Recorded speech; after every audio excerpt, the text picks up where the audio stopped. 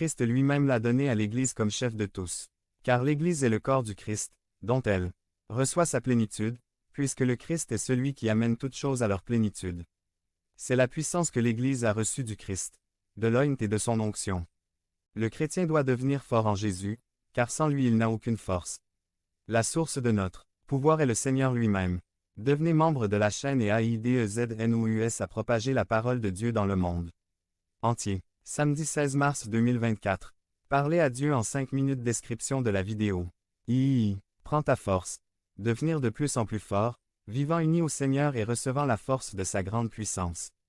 Ce n'est pas un mystère caché dont parle Paul, mais plutôt la réalité spirituelle que nous devons apprendre à voir. Nous savons beaucoup de choses sur les forces du mal, mais parfois nous ignorons une grande partie des forces et des ressources que Dieu nous a données. Il nous prépare, nous donne sa puissance, nous donne ses armes spirituelles et nous révèle quelque chose d'encore plus extraordinaire. Recevez la force de sa puissance extraordinaire. Paul nous dit que nous pouvons nous appuyer sur la capacité d'agir de Dieu. Je reçois la force de sa grande puissance. La Bible nous encourage à suivre le modèle des conquérants par la foi. Hébreux 11 continue de nous dire, et que dirai-je de plus?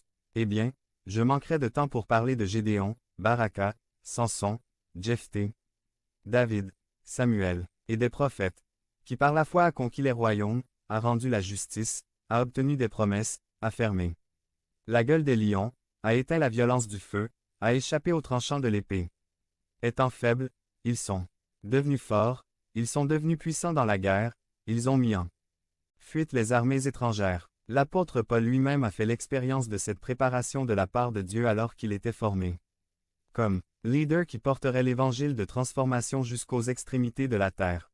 22 Mais Saül devenait de plus en plus fort et confondait les Juifs vivant à Damas, en leur montrant que Jésus est le Messie. Devenez membre de la chaîne et AIDEZNOUS à propager la parole de Dieu dans le monde entier. Samedi 16 mars 2024.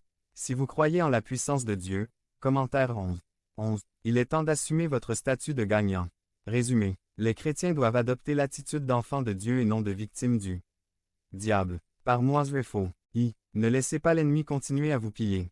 Les Philistins attaquèrent la ville de Keïla et pillèrent les greniers. Quand David apprit ce qui s'était passé, il demanda à l'Éternel, « Dois-je aller combattre les Philistins? » « Allez, répondit l'Éternel, combattez les Philistins et libérez Keïla. » Bien que la ville de Keïla ait été fortifiée, il est évident que ses habitants n'étaient pas suffisamment préparés pour résister à une attaque des Philistins. Les greniers ont été attaqués parce qu'ils n'étaient pas bien défendus et que le grain pouvait être volé. Cela démoraliserait les agriculteurs et les